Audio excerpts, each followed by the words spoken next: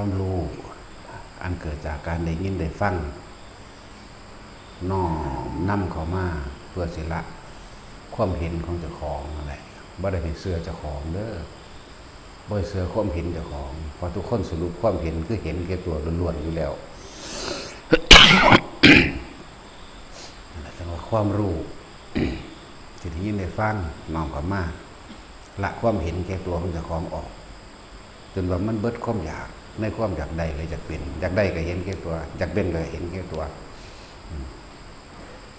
ว่าความรู้สิมีประโยชน์อันนี้ถ้าเป็นความรู้ทั้งโลกเรียนสูงทั้งร่ำรวยแต่ว่าไม่ช่วยใครเลยบ่มีประโยชน์จักอย่างมีแต่โทษกับโทษเพราะว่าสละความเห็นแก่ตัวออกได้เลยบ่อาจสามารถสินำความรู้เรานั้นมาเป็นประโยชน์แก่เพื่อนมนุษย์ทั้งคนและสัตว์ได้เลยจึงบอกว่าเขาไม่ได้เห็นค่าจักเม็ดในคนจังสัตว์รวยขี่เครื่องบินส่วนตัวก็ตามขับรถท่องค่ำฝังเพชรก็ตามไม่ได้มีประโยชน์อย่างเลยถ้าไม่ช่วยใครเลยคำว่าช่วยของหลวงพ่ออันนี้คือโดยไม่หวังสิ่งใดตอบแทนด้วยจิตที่ละความตนีละความเห็นแก่ตัวละแล้วก็มีความปรารถนาและหวังดีกับผู้อื่นเหมือนกับหวังดีกับตนปุ่นนี้เอาหอดเอามองหันเด้ว่าเอาได้อันซ้ำช่วยแต่หวังผลตอบแทนไม่มีประโยชน์อะไรเลยนี่ตั้งแต่เห็นแก่ตัวหนักยิ่งกว่าเก่าอีกเหมือนบ่ล่ะ อยากบอกว่าจะอวดว่าเจ้าของมีความรู้จะอวดว่าเจ้าของมีความรวยก็ตามบ่ได้มีคุณค่าไงความรู้ความรวยยิ่งรวยยิ่งรู้มากยิ่งฉลาดทั้งโลกนี่ยิ่งทำร้ายตัวเองเลยมากที่สุดการไปทำร้ายเบียดเบียนผู้อื่นเพื่อให้ตัวเองร่ำรวยนั่นแหละคือการทำร้ายตัวเองจึงเขาเว้าประจำอยู่หรอกอันเจอกับว่าการกระทำชาติเดียวถ้าเป็นความชั่วถ้าเป็นสิ่งที่มันเป็นอกุศลอาจทำให้ตัวเองตกต่ำอยู่ตลอดกับหรือเป็นอสงไขยนานนับอสงไขยอีกบ่ธรรมดารังแกข่มเหงเบียดเบียนเอาเปรียบบุคคลทั่วไปตลอดทั้งบุคคลผู้มีศีลมีธรรมยิ่งนักเข้าไปอีก10 เท่าเด้คูณ10เด้คนมีศีลมีธรรมนั่นแหละแล้วส่วนมากก็รังแกคนมีศีลมีธรรมหรอว่าคนมีศีลธรรมเขาบ่เรื่องมากแล้วก็เขาพยายามที่จะเอาตัวเองออกจากเหตุการณ์คือย่อมเข้าใจว่าล่ะเขาสิย่อมเอาศีลคือความเป็นปกติทั้งใจไม่เบียดเบียนทำร้ายผู้อื่นให้เสียชีวิตและทรัพย์สินตลอดทั้งคนและสัตว์นี่คือศีลศีลแปลว่าปกติคือบ่คิดเรื่องสิอยากไปรังแกผู้ใดเลยนั่นแหละคือศีลนั่นแหละคือคนมีศีลก็ย่อมเห็นธรรมคือความจริงว่าการไปทำร้ายเบียดเบียนผู้อื่นก็คือการทำร้ายเบียดเบียนตัวเองแล้วก็มีความเจ็บปวดแสนยาวนานเด้ตรงกันธรรมดาเด้คือเฮาเปรียบเทียบบนตัวนี้คนที่หวังทำลายพระพุทธเจ้านั่นว่าคิดเบิ่ง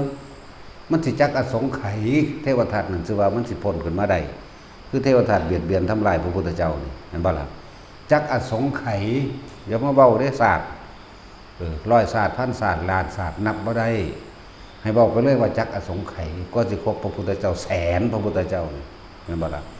พุทธเจ้าแสนองค์นี้มันจังสิพ้นจะไปตัดเอาตะปลายมันว่าเมื่อพ้นแล้วพ้นจากอนันตริกรรมอันมหาศาลตัวนี้แล้วจะได้เป็นพระปัจเจกพุทธเจ้าองค์หนึ่งชื่ออติกะปัจเจกพุทธะแสนพระพุทธเจ้าพุ่น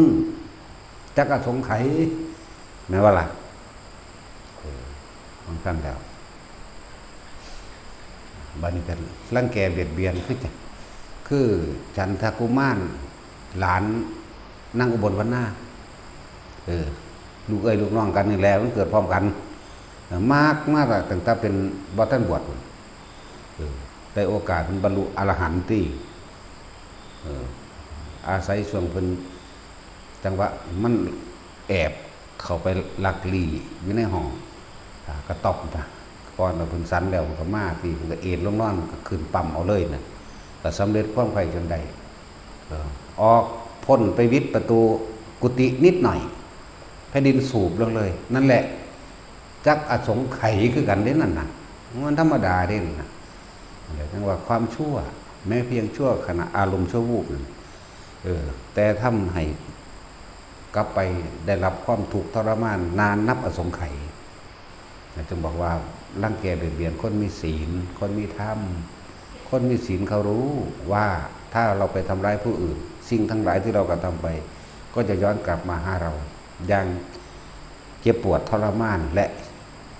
ยาวนานนับอสงไขยก็มีอย่างสั้นละหลายอยู่ตัวกินจะมาในวิกา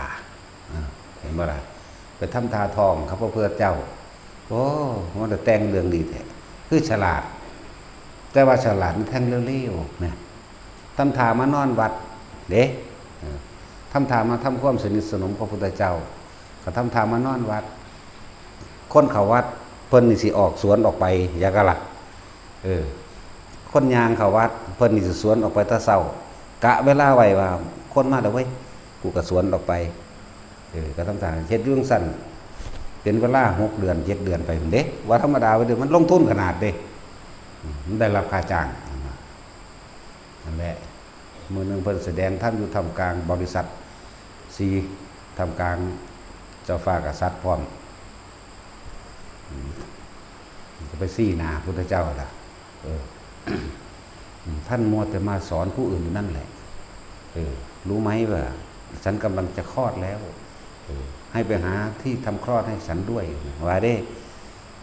อย่ามัวแต่ไปพร่ำเพ้อเจ้อสอนบุคคลผู้อื่นเลยนะพุทธเจ้ามันบ่ได้แก้ตัวหรือว่าบ่ได้ว่าอย่างนี้เรื่องนี้มีเรา2 คนเท่านั้นที่รู้กันว่าน่ะคุยคนทางเสือคักเนาะทางเป็นตาเสือเด้เรื่องนี้มีระหว่างเรา2 คนเท่านั้นที่รู้ความลับซึ่งกันและกันหมดเด้คือเนาะนั่นสั่นแล้วเป็นกระเบาไปนี่ในตำราว่าพระอินทร์แปลงเป็นหนูให้มาตรีเทพบุตรนี่แหละแปลงเป็นหนูมากัดเสือกสิเพิ่นเอาผ่าห้องก่อนเด้ในท้องมันน่ะเอาผ่าห้องก่อนแล้วจังก็เฮ็ดเบิ่มคือไม้นี่แหละที่เป็นไม้เราผูกใส่แอวไว้เห็นมันเป็นคนท้องอ่ะนะหนูก็กัดเสือกที่เพิ่นกำลังมันเข้าทางเพิ่นเด้ที่พระพุทธเจ้าว่าเรื่องนี้นี่เรารู้กันเพียงแค่2 คนซึ่งเป็นความลับระหว่างเรานะเข้าทางเพิ่นได้บัดนี้เนาะพวกท่านทั้งหลายจงรู้ไว้เถิดนี่คือสามีของฉันเป็นบิดาลูกในครรภ์ของฉันก็คือเบิ่มไปได้สั่นเวียงไปเวียงมากเสือกมันขาดที่เสือกมันขาดตำราเขียนว่าหนูกัดโดยพระอินทร์แปลงว่าสั่นพระอินทร์สร้างอันมาตรีมาซอยพุทธเจ้าว่าเด้คือมันผูกพอดีเฮาเว้าไปธรรมดานี่แหละเฮาบ่ต้องใส่ฤทธิ์ใส่เดชแหละมันผูกพอดีมันทบบ่ดีเนาะนั่นซะแล้วมันก็หูไปหูมาเด้ว่ามันผูกทบไว้มันก็หลุดออกก็บัดนี้ปุกลงตลาดเขาก็จับได้ที่บัดนี้เลยผู้นั้นผู้นี้ก็ตีนฟาดซั่นที่พอหาคนนั้นก็ตีนฟาดนะก็ตบเอาแดงนี่แล่นหนีออกจากพ้นออกจากหน้าวัดก็แผ่นดินสูบลงนั่นน่ะจังซั่นแล้วนี่แต่ว่าบ่ได้เป็นห้อยใหญ่คือเทวทัตสูบลงไปแล้วพอแต่เป็นหลุมบุบๆเด้ตอนนั้นบ่คือของเทวทัตนั่นน่ะสิห่างจากเชตวันอยู่ประมาณ1 กิโลแล้วก็เป็นบ่อน้ำใหญ่พร้อมน้ำใสแก้วเลี้ยวเห็นหอดพื้นแต่บ่มีป่าบ่มีสัตว์ต้นไม้ได้ก็สร้างที่อยู่ใกล้กันแห้งตายเบิดมันธรรมดาเด้เดี๋ยวนี้ก็เป็นจังซั่นล่ะไปเบิ่งเอาเฮาก็บ่เคยเห็นเราเว้าไปจังซั่นล่ะบ่มีสัตว์จักตัวได้ในหั่นนกตัวใดมีกรรมต่อกันไปกินน้ำตายซะแงกๆลงเลยเด้ธรรมดาเด้เป็นเท่านี้แหละถือว่าบ่มีสัตว์อีหยังขยาดเลยเห็นแล้วนั่นแหละอนุภาพสารเลวถึงสั่นแหละ ว่าเขาด่าสงกูจะเอาไปขามันตื่มสำนา เมื่อได้ว่าตาดาเด้เมื่อได้เงินเด้เมื่อได้เกี่ยวเด้กับกษัตริย์กษัตริย์กูก็เป็นคือกัน นั่นสั่นแหล้วจึงบอกว่านี่แหละหัวกับบ่แม่นของสูงตีนบ่แม่นของต่ำเด้อส่วนเราดีอยู่ที่การกระทำอันออกจากความรู้สึกแห่งตนคือใจเข้าใจบ่ล่ะหัวบ่ได้แม่นของสูงเท้าก็ไม่ใช่ของต่ำจักว่าล่ะการกระทำต่างหากที่หูว่าดีหรือเลวสูงหรือต่ำก็ดีแต่ว่ามันออกจากใจออกจากใจออกจากความรู้สึกนั่นแหละจังว่าพวกเฮาทั้งหลายจะเข้าใจว่าตัวเองมีความรู้มากใช้ประโยชน์อันเกิดจากความรู้ของตัวเองนี่แม่นบ่ล่ะทั้งฆราวาสทั้งหลายเจ้ามียศหยังเจ้าประกอบอาชีพค้าขายหยังร่ำรวยหยังแม่นบ่ล่ะแต่ในความร่ำรวยและความรู้ของเจ้าสร้างประโยชน์หยังนี่ต่างหากส่วนมากมีแต่ส่วนตัวคือเห็นแก่ตัวล้วนแล้วแต่เป็นเครื่องทำลายตัวเองสังหารตัวเองนั่นบ้าล่ะมูภิกษุสงฆ์บาทนี่อย่าเย่อยิ่งได้ว่าเจ้าของจบป.ท.นั่นบ้าล่ะอย่าว่าเจ้าของจบทำเอกจบป.ท.เก่าเนาะเป็นเจ้าคุณเป็นหยังพระคู่พระขี่นั่นบ้าล่ะสิได้ประโยชน์ที่เจ้าสั่งเจ้ามาเอาของผู้อื่นเด่นนี่แล้วทั้งสิ้นแล้วมาหาตัวคนกินแบบมาตัวเอาเงินค้นแบบแม่นว่าล่ะอาศัยความศรัทธาของพุทธธรรมสงฆ์แต่ใส่เล่ห์เหลี่ยมของตนเองจบตะกี้คนจบปทจบมหาเฮ้ยมันแห่แหนกันว่าสั่นเนาะสิไรประโยชน์เขาสร้างมันเป็นบ้าย่านตะกันบ่ได้บุญซื่อๆแล้วพากันแห่แหนไปเนาะซื้อเขาตัวเอาเงินเอาทองสมบัตินั่นเขาคงทุกข์อยู่แล้วแทนที่สิหาปัญญาให้เขาหรือเห็นอันใดอันหนึ่งที่ซอยให้เกิดเขามีความสุขบ่ว่าภายนอกและภายในตัวนั่นแหละสุขสงบอันเกิดจากการได้ยินได้ฟังธรรมได้ยินได้ฟังเกิดความเราใจเกิดความศรัทธาเกิดความเห็นตามความเป็นจริงใดนี่ทั้งใจส่วนทางกายอันใดมีพ่อซอยเหลือคนทุกคนอย่างไรซอยตัวเนาะเนี่ยให้มันเป็นรูปธรรมไปจ้ะสั่นแหละถึงบอกว่าอย่าเย่อหยิ่งหมู่ภิกษุสงฆ์ก็ว่าแต่ของเรียนจบสูงเริ่มจบเก่งโตผู้เดียวขอรอมากเลยแบกตำล่ามากแม่นบ่ล่ะแบกตำล่ามากเลยเนี่ยแล้วก็แบกความคิดเห็นของเจ้าของมาเนาะเที่ยวไปตามสำนักต่างๆไปถามถ้ำล่องพุ่มนะโอ้บ่แม่นดอกว่าดิบ่สู่กู แล้วก็หนีไปสำนักนั้นอันนี้ก็บ่แม่นอีกก็สำนักก็บ่แม่นอีกบ่คิดออกเลยว่าเจ้าของท่านจะสร้างประโยชน์ทั้งเชิงเมียนจากสิ่งที่เข้าใจว่าตัวเองรู้ตัวเองเห็นเนาะแล้ว หมู่ภิกษุสงฆ์ก็ดีภาษาจำมาซื่อๆมันสั้นแล้วใส่มันเป็นประโยชน์กับมันเป็นเด้พวกนี้ใส่มันเป็นโทษมันก็โทษคือบักขนาดนักคือกันเด้นั่นแล้วทั้งว่าบอกแต่ละคนไว้หนังสือมันมีอยู่ทั่วประเทศนี่เนาะผู้ใดอ่านได้ก็เข้าใจว่าเจ้าของมีความรู้ของตัวนั่นบ่ล่ะผู้ใดเรียนจบมาได้ก็ว่าเจ้าของมีความรู้ปริญญาของตัวทั้งสั้นแหละคิดเบิ่งดีๆความรู้ทั้งหลายเหล่านี้ได้สร้างประโยชน์หรือยังประโยชน์ท่านคือประโยชน์ตนแต่ว่าตนนี้ไม่หวังผลประโยชน์บ่หวังสิ่งตอบแทนขอให้ผู้อื่นได้มีชีวิตอยู่ดีมีสุขการใช้ชีวิตการดำเนินชีวิตก็ให้เห็นไปตามความเป็นจริงสัมมาทิฏฐินี่เห็นบ่นี่และชีวิตบางคนตกทุกข์ได้ยากตกอับกะถ้าเป็นวัตถุสิ่งของเฮาก็ซอยทางวัตถุสิ่งของแต่ว่าคนรวยก็ตกอับได้เหมือนกันปัจจุบันนี้คนรวยมันบ่ถูกบ่คนรวยก็หาบัดนี้ สมมุติว่าคนรวยๆเขาถูกใจบ่ฮู้จักทางออกถูกบีบรันฟันแทงในปัญหารุมเร้าชีวิตหลายอย่างแต่ว่ารวยอยากหาที่พึ่งทางใจบัดนี้หมู่ภิกษุสงฆ์เหล่านั้นตัวเอาเงินเขาก็มีเด้แม่นบ่ล่ะบางพวกก็ไปถือพวกสะเดาะเคราะห์แต่งแก่สะเดาะเคราะห์แม่นบ่บางพวกก็หลายๆอย่างนะให้เขาจัดนั่นนี่ใส่เงินนี่ไหมนั่นแหละท่านบอกว่า ความรู้ของเจ้านั่นน่ะมีประโยชน์ต่อตนเองและผู้อื่นหรือยังเป็นความจริงนะว่าเล่นเขาหาดีๆดอกกันพระคู่แน่พระราชแน่พระพรหมแน่เนาะพระยังก็สร้างแมงเด้พุทธเจ้าบ่ได้ตั้งเนาะเฮาบ่ได้สอนเด้พระนั่นแปลว่าผู้ละเด้พระแบบนี้พระละหรือพรหรือแปลว่าผู้มีกำลังจากบ่ล่ะ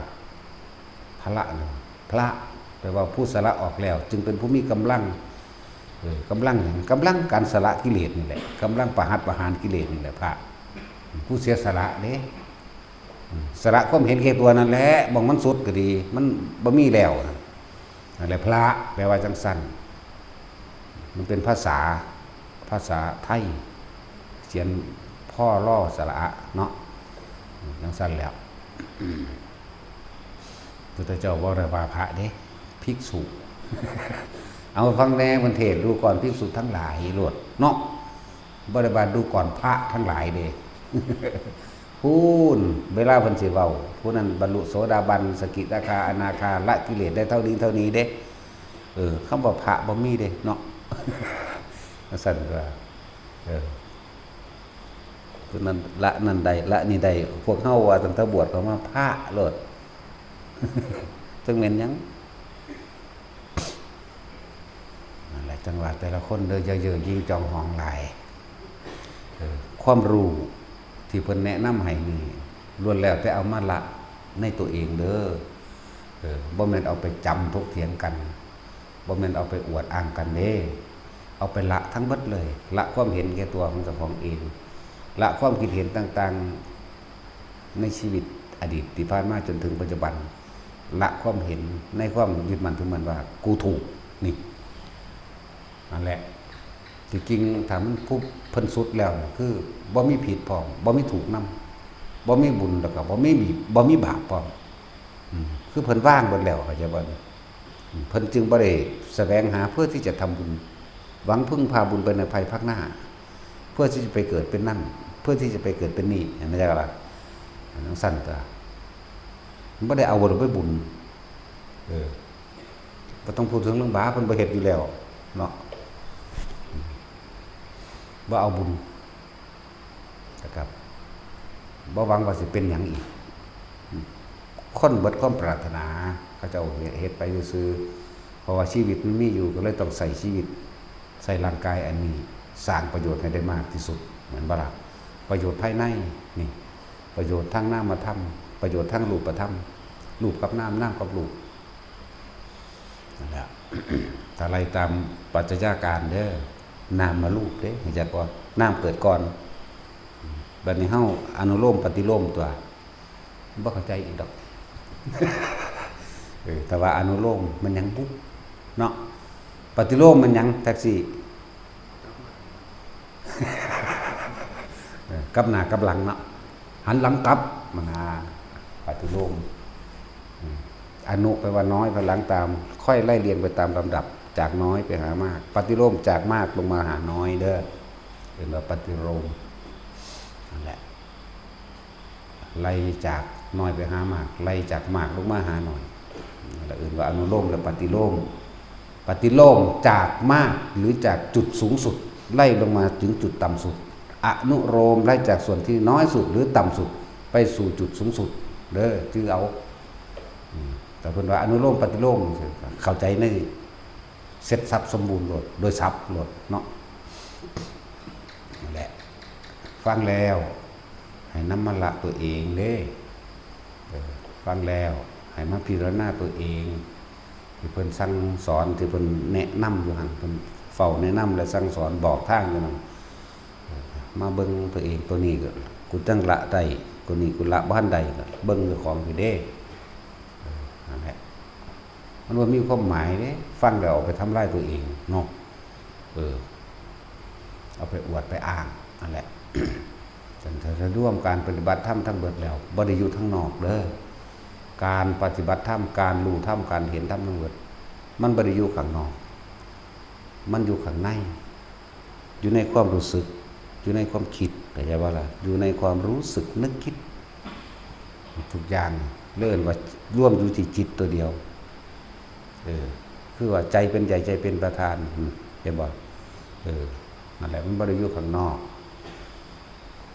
สังเกตทั้งนามธรรมทั้งรูปธรรมในตนจากว่าได้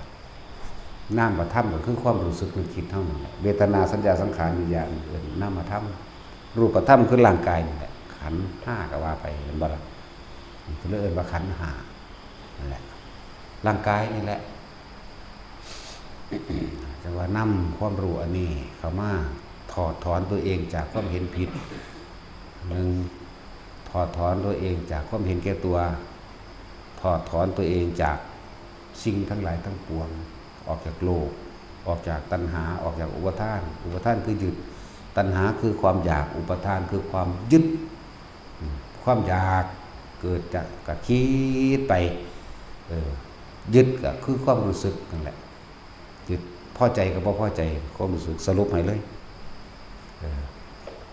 สั่นว่านำมาเบิ่งตนเองก็ได้หั่นแหละเบิ่งหยังตนเองแต่ว่าเขาสู่รูปธรรมคือกายลมหายใจนั่นแหละก็คือกายในกายอันหนึ่งสังเกตอยู่กับลมนั่นแหละการละกิเลสที่แท้จริงเฮาบ่ได้เป็นผู้ละใจบ่ล่ะแต่เฮามีหน้าที่เพียรพยายามเฝ้ารู้สึกตัวอยู่กับลมหายใจอยู่กับความรู้สึกในกายนั่นรูปก็คือลมอยู่ความรู้สึกก็คือใจเบิ่งความรู้สึกนึกคิดเหมือนเดิมนั่นแหละแต่ว่าในรูปอันนี้เป็นรูปที่ไม่มีรูปร่างตัวตนแต่ก็ล่ะคือลมบ่มีรูปร่างตัวตนบ่มีลักษณะท่าทางเด้แต่ว่าก็จัดอยู่ในหมวดรูปจักบ่ล่ะจัดอยู่ในหมวดนี้ลมหายใจนี่คือกายในกายอันหนึ่งแต่ว่ามันเป็นในกายเด้จักว่ามันซ่อนอยู่นี่6ฐานมันเด้ที่อยู่ของลมจักว่าล่ะลมพัดจากเบื้องบนลงสู่เบื้องล่างจากเบื้องล่างสู่เบื้องบนเห็นบ่ลมพัดรอบระหว่างตัวเห็นไหมลมที่อยู่ในช่องว่างระหว่างกายแล้วก็ลมหายใจเข้าออกนะครับเราร่วมเอาเฉพาะนี้เอาเฉพาะลมหายใจเข้าออกนี่คนที่มีอยู่กับลมหายใจเข้าออกคนที่ฝึกอานาปานาสติถ้าจะพูดถึงเรื่องอภินิหารมากจะพูดถึงความสงบกะสงบเร็วกว่าจะพูดต้องการรู้ธรรมเห็นธรรมกับเห็นเร็วกว่าเป็นสมาธิเร็วกว่าและทุกอย่างในหลายๆอย่างน่ะอัศจรรย์ที่เกิดขึ้นก็อยู่ในลมเฮานี่แหละง่ายเกิดมามันก็อยู่น้ำลมได้ก่อนแม่นบ่ล่ะลองเกิดมาบ่ได้หายใจจัก5 นาทีมันรู้มันก็ตายโลดเนาะทั้งสั่นตัวคนเฮากินลมมากที่สุดอะไรจังว่าบ่ต้องไปเพ่งเล่นไผดอกได้ยินได้ฟังหยังมากก็สร้างอย่าไปจับเขามาคือเว้าอยู่มื้อเช้าก็ยังเว้าอยู่เด้ความคิดหรือความรู้สึกของคนทั้งหลายก็จะแสดงออกมาทางวาจาและกายแม่นบ่ทางวาจาและแสดงทางกายเห็นบ่ล่ะแต่การกระทำและคำพูดของบุคคลทั้งหลายจะทำอะไรเราได้หรือไม่ได้อยู่ที่เราจะคิดจักว่าล่ะจึงบอกว่าการกระทำและคำพูดของบุคคลผู้อื่นไม่อาจสามารถทำอะไรเราได้เลยถ้าหากเราควบคุมความคิดของเราได้แม่นบ่สั่นตัวบ่ได้ไปควบคุมผู้อื่นเด้ฟังดีๆเด้อบ่ได้ไปควบคุมผู้อื่นควบคุมตัวเองนั่นแหละให้ควบคุมตนเองรู้อยู่กับมันรู้จนละพุ่นล่ะละเป็นคำเว้าละจริงๆคือบ่ละ ละจริงๆคือลืมละจริงๆคือบ่นำเขามาคิดเสียเลยละจริงๆคือบ่ได้มีคุณค่าหยังกับสิ่งที่ได้ยินเลยอย่างนั้นล่ะ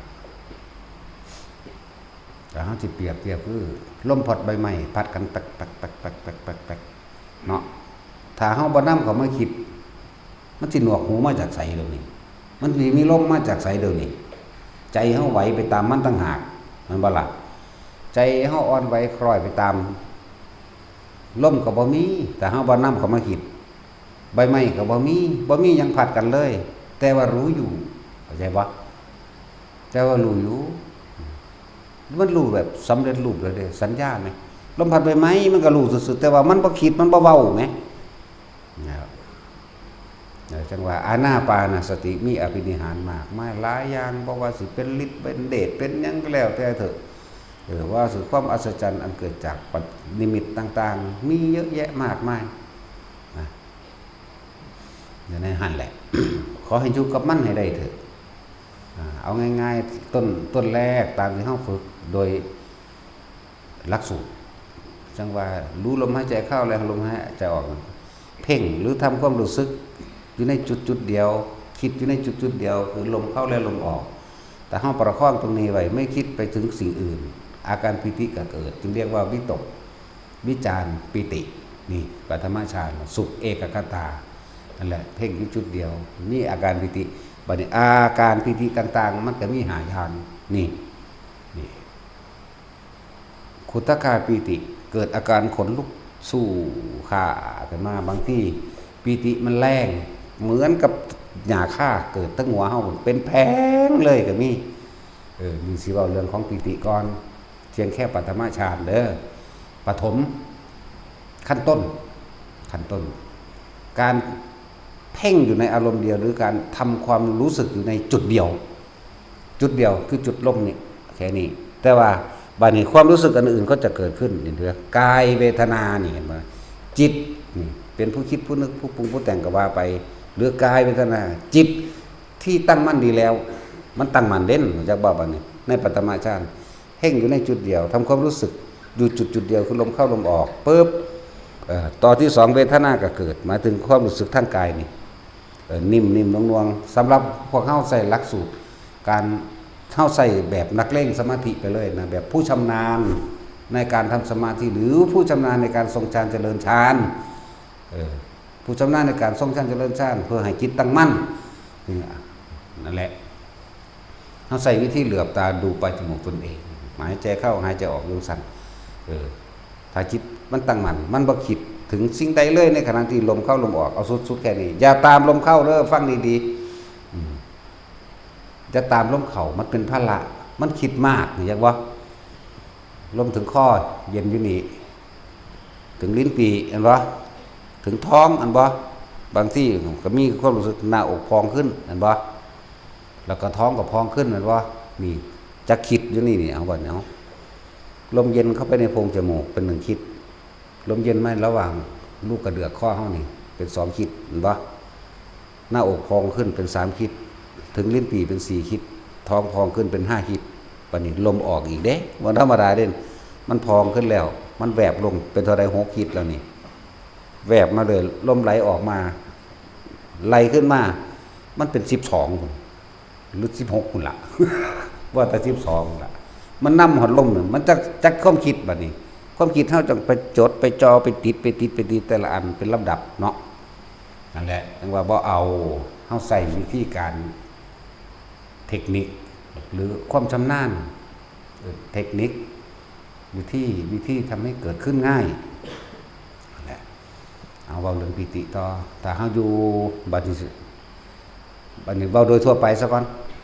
อธิบายคนเข้าใจทั่วไปโดยหลักการจะเกิดขึ้นได้นั่นแหละ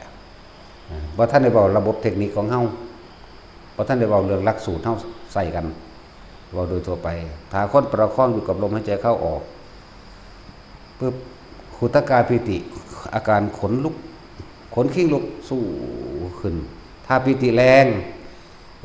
ผมนี่ตั้งสังหลังเลยหน้าก็หยาๆช้าๆหัวก็เป็นคือเส้นผมเฮาปั่นหญ้าข้าวสังหลังซึ้งลึงตึงเขาเลยเด้วืดพร้อมนั่นเลยเวทนาเขาจะว่าวิตก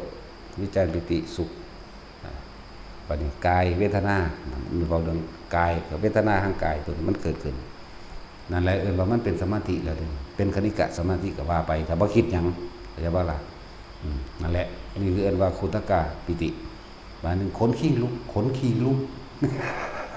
ขนลุกเว่อขึ้นสู้สั้นขึ้นร่างกายก็รู้สึกหน้าก็ตึงความเด้นี่ก็ขึ้นวืดนี่ที่1ปิติที่2บางคนก็บ่เกิดอาการขนลุกแต่ว่ารู้ลมเข้ารู้ลมออกรู้สึกเกิดความอิ่มเอิบในใจจุกอกปึ๊บเข้ามาเป็นคือคนไห้ได้บัดนี้จริงๆมันบ่ได้ไห้เด้มันบ่การที่มันมีเหตุมันบ่มีเหตุผลที่มาอธิบายได้นี่อันหมายถึงอธิบายแบบโลกคนเฮาต้องเสียใจกับดีใจจังไห้เนาะแต่ว่านี่มันเป็นอุเบกขาจิตมันเป็นกลาง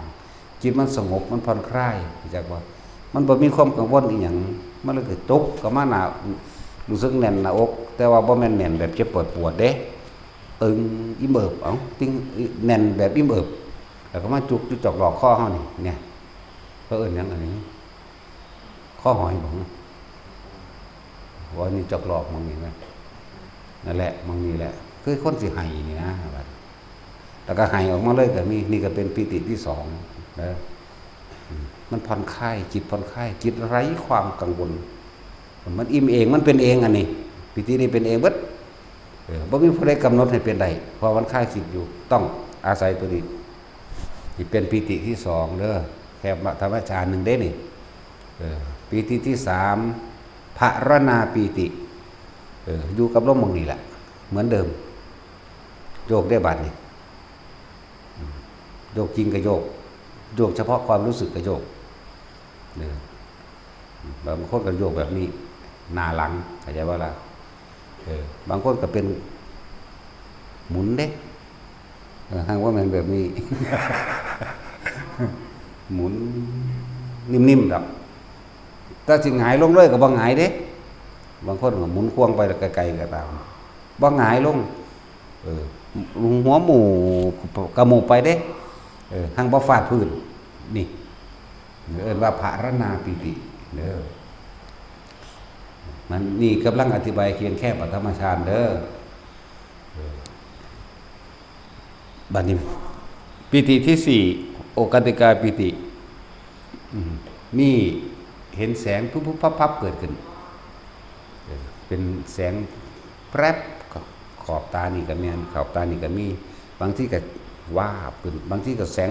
พุ่งมาแต่ไกลๆเข้าหน้าผากก็มีเข้าหน้าอกก็มีบางที่ก็แสงพุ่งออกจากหน้าผากบางคนก็คือจังมันเปิดไฟจากหน้าผากลงมานี่เฮาเว้าเรื่องเฮาเป็นพร้อมเป็นคือเปิดไฟอยู่นี่ล่ะคืบนึงนี่ก็มีจากว่าแค่นี้บางคนก็เป็นแสงอยู่ทางหลังก็มีเด้แต่มันเสือกมองเห็นได้จังใดฮู้ว่ามีแสงทางหลังเครื่องเฮาเหลียวเบิ่งนี่แหละเข้าใจว่าล่ะเขียวเหลืองแดงแล้วแต่มันสิเกิดขึ้นเขียวเหลืองแดงขาวนวลเรื่อมประกายพึกแล้วแต่สิเป็นนี่คือปิติที่4นี่เคียงแค่ปฐมฌานเด้อปิติที่5เรียกว่าอุพงคาปิติสื่อมันภาษาบาลีรู้สึกว่ามีกายแบบเหมือนกับกายนี่ลอยขึ้นแต่ลอยความรู้สึกดอกส่วนมากนะแต่ว่าลอยจริงๆก็ลอยจริงทั้งความรู้สึกทั้งกายจริงๆนี่ก็ลอยได้แต่ว่าน้อยคนบ่แม่นว่าบ่มีกายลอยขึ้นจริงๆแต่ส่วนมากจะเป็นลักษณะเป็นแค่ความรู้สึกลอยขึ้นแต่เหตุเกิดความตกใจนั่นแหละนี่คือประเภทลับตาที่บอกมากที่เป็นลักษณะนี้ประเภทลับตาคนลุกสู้เกิดความตกใจเหมือนกันเพราะมันเป็นไม้มันกึ่งมันว่าธรรมดาเด้ตั้งหน้ากับตึงหยาไปวัดนี่ขึ้นบื้อนั่นแหละนี่คือพวกลับตาจากตกใจนั่นแหละเฮาเปลี่ยนว่าให้มื่นตาโยกก็เหมือนกันยังก็เหมือนกันพวกลับตาอยากเป็นหลายๆอย่างอยู่นั่นแหละบัดนี้เฮาจึงตัดวิธีลับตาออกจนกว่าจะเฮ็ดทั้งมื่นตามันชำนาญซะก่อนจังลับตามันจึงค้นหาเทคนิคหาวิธีการต่างๆที่ ที่สิเฮ็ดให้คนบ่ตกใจแล้วก็มั่นคงแล้วก็บ่สงสัยเพราะว่าตามันเห็นอยู่นี่แหละครับบางที่พวกโอกันติกาปิติเกิดแสงปุ๊บมันมืดตาเบิ่งปึ๊บแล้วเด้โอกันติกาปิติในตำราเพิ่นเขียนไว้ว่าแสงสว่างได้เกิดมันบ่แม่นแต่แสงเด้มันมีนิมิตภาพต่างๆเกิดพร้อมเด้มันเป็นแสงก็มันก็ต้องมีคือลูกแก้วหรือเป็นวงกลมที่เป็นแสงออกมาเลยคือพระจันทร์นี่ก็มีพระจันทร์นวลๆขาวๆก็มีพระจันทร์เหลืองๆก็มีเด้แบบสีน้ำผึ้งก็มีนี่นะทับทิมมันนั่นมีวัดนั่นแหละเรียกว่าเป็นแสงนิมิตแสงหรือว่าแม้กระทั่งว่าเป็นภาพเห็นหอดเทวดาหรือเห็นผีหรือเห็นสารพัดจะสิเห็นและนิมิตเสียงก็มีพวกที่ว่านั่งสมาธิแล้วเกิดหูมิงนี่มันเป็นเรื่องของประสาทกายเด้อบ่แม่นนิมิตบ่แม่นอีหยังที่มันมิงอยู่เลยนั่นน่ะจักบ่ล่ะมันเกี่ยวกับประสาททั้งร่างกายน่ะมันปกป้องอะไรหนึ่งแล้วมันเลยมิงอันงิงอยู่เลยดิแม่เข้าใจบ่ล่ะคนสิแก้จังไดมันอันนั้นเป็นเรื่องของกายดอกบ่นำมาคิดมันก็บ่รำคาญดอกเพราะมันเป็นปกติของกายของคนผู้นั้นบางคนก็บ่ดังนั่นบ่งิงอยู่เลยนี่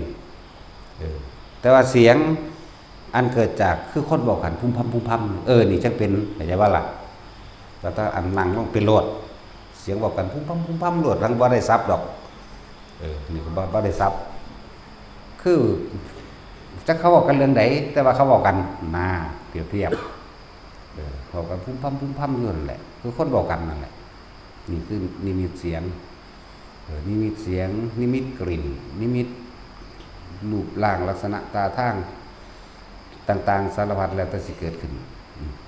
นี่ว่าแค่เรื่องแค่ปฐมฌานเด้อ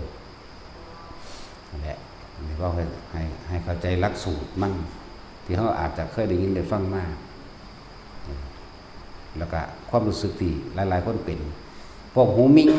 ฟังเรื่องมันแก้ว่าได้ดอกมันเป็นเรื่องของประสาททั้งกายประสาททั้งหูอย่างประสาทในหูนี่เกี่ยวกับการรับในหูมันเองมันมิ่งสั่นล่ะนี่อยู่หันแหละก็สั่นบัดต้องไปใส่ใจมาคิดยิ่งใส่ใจคิดยิ่งอยากให้เศร้าอยากไปเอาไปปัญหาเนี่ยแง่หูแทงหูมากเอาหูหนวกซ้ำก็มีส่วนนิมิตตั้งเสียงอย่างอื่นที่เกี่ยวกับหูก็คือเสียงคนบอกกันเสียงสวดมนต์เสียงตีคองเสียงตีกองเสียงเล่นระนาดนั่นแหละยังสั่นเสียงล่ำหรือเสียงโหยหวนร้องไห้แต่มีเด้มีจังแมนอันมีเสียงนั่นแหละนี่แหละจังว่าในที่บอกมาทั้งเบิดหาวิธีแก้ให้ว่าให้ลืมตาทำซะมันจึงจะได้ไม่สงสัยมีส่วนคลายความสงสัยมีส่วนคลายความหวาดกลัววิตกกังวลได้มากเข้าใจบ่ล่ะคลายความกลัวได้มากจึงให้ลืมตาเขาจึงหาเทคนิคนี้มาใส่หาวิธีนี้มาใส่คือการลืมตาทำเหลือบตาดูไปจมูกหายใจเข้าออกแล้วทำความรู้สึกเย็นเฉพาะในโพรงจมูกแล้วก็ปิติอันอื่นก็มีคือกันเด้แต่ว่าเราจะจับเอาความรู้สึกเดียวนี่จึงบอกว่าฐานที่ตั้งแห่งจิตเข้าใจบ่ก็คือทำความรู้สึกเดียวรู้อยู่ในความรู้สึกเดียวแห่งกายเข้าใจบ่นี่ดูจากลมหายใจเข้าออกแล้วก็มาตั้งไว้ตรงนี้ทำให้บ่อยทำมากแล้วก็เกิดความชินว่านี่คือเราทำความรู้สึกอยู่ที่จุดเดียวจิตเดียวรู้สึกอยู่ที่เดียวนะกลางหน้าผากนี่แม้ว่าคนลุกจะเกิดขึ้นเด้อบาดนี้เด้อนั้นอาการคนลุกจะแทรกซ้อนวืดขึ้นแต่ละจะคิดออกเอาบางเดียวมันอย่างคือเป็นเรื่องนี้นี่ออกแล้วได้นี่เกิดขึ้นจากหยังวะมันเป็นหยังวะเขามาเอาบุญน้ำกูบ่เพราะว่าเด้เนาะผีมันชูนเนาะขอบุญบ่ไปละสาระตะเปิงไปแล้วตะเลิดเปิดเปิงไปแล้วนั่นแหละจึงบอกว่าให้คิดให้รู้อยู่แค่จุดเดียวอันอื่นก็รู้ได้เหมือนกันแต่ว่า อย่าไปคิดแทรกแซงหาเหตุหาผลกับมันเข้าใจว่าล่ะหูที่แล้วล่ะวันเป็นปิติน่ะมันซ่อนกันได้ทั้งนั้นให้จำความรู้สึกอยู่ณที่เดียวเด้อคนที่ผ่านปัฐมฌานไปแล้วบัดนี้ทุติยฌานเป็นยังไงขั้นที่สองคืออาการปิติเกิดขึ้นเลย โดยไม่มีคำบริกรรมคือบ่คิดเลย โดยไม่จับลมหายใจด้วย คือบนึกเข้ามาลมหายใจนั่นแหละมันบ่ล่ะยังไปซื่อๆดิเป็นโลดบางทีนะนั่งอยู่ซื่อกับเป็นโลดนั่นคือปราศจากความคิดนึกปัฐมฌานมีความคิดนั่นบ่คิดจังคิดถึงลมเนี่ยเอิ้นว่าสติก็คือนึกเข้ามาหาลมนั่นแหละเห็นบ่ล่ะนั่นแหละอันที่สองมันบ่คิดเด้มันยังเป็นคนที่ฝึกไปแล้วง่วงขึ้นมาโลดขึ้นขับรถปุ๊บนี่มันเป็นของมันได้บัดนี้มันบ่ล่ะนั่นแหละที่นี่ก็เลยว่าให้เอาเฉพาะปีติเดียวความรู้สึกเดียวจุดเดียวฐานเดียวจะออกจากฐานนี้เน้นย้ำเอามองเดียวสำหรับพวกเฮาที่ฝึกกันอยู่เดี๋ยวนี้เน้นย้ำเอาฐานเดียวเลย อย่าออกจากฐานคือเดือผากนี่แหละฐานรู้สึกโตความรู้สึกโตอยู่จังสี่แม้นอันอื่นจะแทรกซ้อนกับอย่าคิดหาเหตุผลอย่าแทรกความคิดเข้าไปหาว่าเกิดขึ้นจากอะไรดีหรือเลวหรือยังก็แล้วแต่อย่าออกเตลิดเปิดเปิงออกไปอยู่ในความรู้สึกเดียวนี่มันสิขนลุกวื้อเท่ากับอยู่นี่แม่นสิโยกทรายเข้ามาแทรกซ้อนเท่ากับอยู่นี่ใจว่าเลยกายมันรู้สึกได้อยู่ดอกนะบ่ล่ะแม้นที่แสงนั้นแสงนี้เกิดขึ้นก็ตามเฮาก็อยู่นี่แหละจุดสำคัญอีกอันนึงที่ว่าคำว่านิมิตต่างๆเกิดขึ้นนี่แต่ก่อนที่เคยเห็นมาตั้งแต่หลวงปู่หลวงตาบ่เหยียบหัวให้นี่บ่ตีกระบาลให้จักบ่ซับโขกให้ออกนอกวัดเฮาก็ดีลืมกายลืมความรู้สึกในกายไปแล้วไปน้ำแสงไปน้ำแสงสีนั่นสีนี่นำเบิ่งมันเด้ไปบ่ได้รู้สึกโตสำเร็จนั่นรู้จักบ่ตัวเองยังบ่มีความรู้สึกบ่มีเป็นหอดวิญญาณในตัวเองบ่รับรู้เดี๋ยวเขาว่าวิญญาณบ่รับรู้ในความรู้สึกกายของตนเองเลยไปแล้วออกไปแล้วพวดน่ะบ่รู้สึกตัวได้บัดนี้พูดบางที่ก็ไปเบิ่งสวรรค์มั่งนรกมั่งสถานที่ต่างๆมั่งเด้ไปเหมือนกับว่าเฮาฝันไปนิดนึงได้บ่ตัวนี้บ่มันลืมแล้วได้มันตัดออกก็ได้นี่ตัวความรู้สึกในกายนี่ที่หลายๆคนเห็นนั่นเห็นนี่แล้วเข้าไปยึดเข้าไปติดกับนิมิตต่างๆกับภาพต่างๆคิดว่ามันเป็นเรื่องเล่าเป็นจริงเป็นจังเขามันบ่เป็นจริงเด้อไม่ต่างจากฝันแต่ว่ามันจำได้ดีกว่าฝันมันสิจำได้ทั้งเบิดนั่นแหละแต่ว่ามันวึบออกมาแล้วเด้บัดนี้นี่มันเป็นสิได้บัดนี้บัดนี้นึกตามจำได้เบิดเข้าใจบ่ล่ะแต่ว่าอย่านำเข้ามาคิดนั่นแหละเขาเรียกว่าให้ทุกคนนิมิตทั้งหลายเรานี่ละออกซะคือว่าต้องจับเข้ามาเลยขนาดเฮามื่นตาเห็นอยู่เฮายังบ่นำเข้ามาคิดไหมสิภาษาหยังกับมันลืมทั้งกายก็จะมันลืมทั้งกายแล้วตะกี้เฮามันลืมทั้งกายแล้วมันไปของมันเลยได้เบิบไปโลดเด้พระเดียวเท่านั้นเด้เฮานั่นน่ะ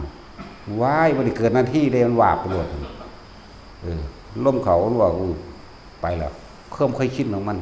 ไปแล้วปั๊บไปอยู่อีกหม่องนึงล่ะบ่รู้สึกตัวเด้จากบ่นี่บ่ได้รู้สึกตัวแต่ว่าสิ่งที่ไปหูไปเห็นจำได้เบิดนั่นแหละคนเลยไปหลงน้ำอันละมากที่สุดเดี๋ยวนี้ไปเห็นเรื่องเล่าอันว่าเป็นอดีตชาติมั่งเป็นหูจักคนเห็นผู้นี้ตกนรกขึ้นสวรรค์นั่นนี่หลายอย่างเลยละบ่เป็นเพราะน้ำจริงเรานั้นมาเป็นจริงเป็นจังไม่ใช่ว่าล่ะไม่ถ้าไปเห็นนรกแล้วก็ความสลดสังเวชต่อไปเขาเฮ็ดผิดหยังนอเขาก็มาตกนรกจังซี่นอเราเห็นฮอดตัวเองตกปุ่นบาดนี่ความสิสลดสังเวชนี่ขยาดในความอยากของตนเนาะสั่นตัวมันบ่นำมาสอนตนที่ส่วนมากเนาะมันนำมาว่ากูเป็นผู้วิเศษที่หลายกว่าจังนำมาเป็นเรื่องว่ากูเป็นผู้วิเศษกูเป็นผู้รู้กูจักเบิด ยิ่งไปรู้ความคิดผู้นั้นผู้นี้ยิ่งนักเข้าไปอีกเด้บาดนี่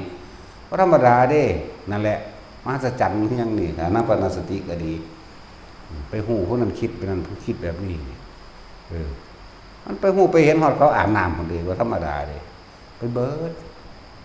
แล้วมันเป็นไปเบิดล่ะบ่แม่นหูคือเดียวเห็นทีเดียวเว้ยมันเป็นล้านเทื่อคนเด้ตั้งแต่บอกมาตั้งแต่เป็นมาจะมาเว้าได้300เทื่อ200เทื่อนี่ภาษาผู้เป็นก็จอขึ้นที1 2เทื่อแบบนั้นแบบนี้ผู้ขี้กูดียังว่าอยู่กูเป็นล้านเทื่อพุ่นมันสิว่าเฮาบ่ฮู้บ่เห็นบ่เป็นสิได้บูกูทั้งเป็นบ้าก็สู้อีกปั๊บเข้ากำหนดรู้บางอันได้แล้วเด้นั่นแล้วความหลงมันแม่นความรู้ได้นั่นมันเป็นความหลงได้นั่นจังซั่นมันหลอกเฮาออกไปจนว่าเฮาบ่รู้สึกโตอีหยังเลยแล้วก็ทุกอย่างเก็บมาเป็นอารมณ์อีกเป็นจริงเป็นจังแต่ถือว่าเขาฆ่ากูสินำฆ่ามึงคืนพุ่นแล้วแต่ถือว่าพุ่นฮักกูนำหามึงแน่ไปจังซั่นเด้นั่นแหละหลงขนาดนั้นเด้ธรรมดานั่นแหละว่าวิธีการละต่างๆคือเข้าว่าเห็นซื่อๆเห็นซื่อๆได้ยินซื่อๆได้ยินเฉยๆเห็นเฉยๆสักแต่ว่านั่นแหละสักแต่ว่าเห็นสักแต่ว่าได้ยินนั่นแหละต้องอาศัยความรู้สึกตัวเด้อจึงจะไม่หลงเข้าไปเข้าใจบ่ล่ะแต่โอ้ยมันเป็นมาบักหลายปีเด้ว่ามันเป็นน้อยๆเป็น20ปีอยู่ได้อันไปหาหูเห็นนั่นนี่ธรรมดาเด้จนหลวงปู่มันมาแส่ตีเอานอนตอนนั้นนอนคำหัวนี่ทำหัวรับตาพร้อมตอนนั้นโอ้ยพุ่นไปเรื่องสวรรค์สันฟ้าเขาแล้วไปเบิ่งผู้สาวพี่ตาผู้งามๆเด้ไม่แต่คนงามๆบ่ได้มีคนเฒ่าเลยเพลินไปเบิ่งเขาอาบน้ำอยู่อันสระอโนดาตมันก็ไปเด้ทั้งสั้นแล้วเขาปาหีอาบคนเด้พวกผู้สาวจักบ่ล่ะคนโตนลงไปอุ้ยมีแต่อีกงามๆไปสิบ่มักเนาะบ่มีผู้เฒ่าเด้โอ้ก็เบิ่งแม่งคักๆแล้วฮอดเขาไปจับพุ่นเนาะธรรมดาบ่บ่ซั่นสิว่ามันนิ่มคือใยแมงมุมมันสิถึงน้ำหมอกอ่อนๆเนี่ยธรรมดาบ่นั่นแหละมันลงขนาดนั้นแหละเมื่อกี้แบบความจริงมันมาสรุปออกมาดีตะกี้มันจริงจักว่าถ้าเฮาบ่ทันรู้จักหยังโอ้ยมันจริงจังซั่นแล้วเป็นมาจังซั่นนานนั่นแล้วทั้งว่านอนบัดนี้นอนแต่นี่แหละบึบไปเหมือนเดิมนั่นแหละมันชินบึบไปคราวเดียวนึงเด้บ้าลมหายใจว่าท่านได้เครื่องนึงว่าท่านเข้าพอเครื่อง2มันไปล่ะคนเคยชินมัน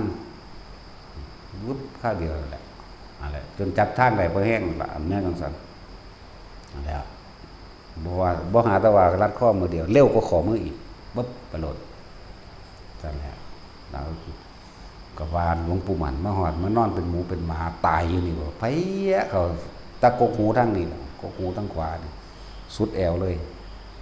สะเดิดดุ้งขึ้นมาบิดเราเงาว่ามันบ่เป็นของจริงที่คิดว่าจะเป็นนิมิตหรือหยังว่าก็เอากระจกน้อยๆน่ะมันแย่งเบิ่งโอ้ยแดงหลากฟาดอยู่มื้อใหม่ก็ยังแดงอยู่มื้อใหม่ไปอีกก็ยังแดงอยู่ยังเป็นข้องคือเก่ายังเก็บคือเก่าอยู่โอ้มันหลายมืออยู่ได้เสือว่ามันสิหายจนเข้าใจว่าให้อยู่กับความรู้สึกตัว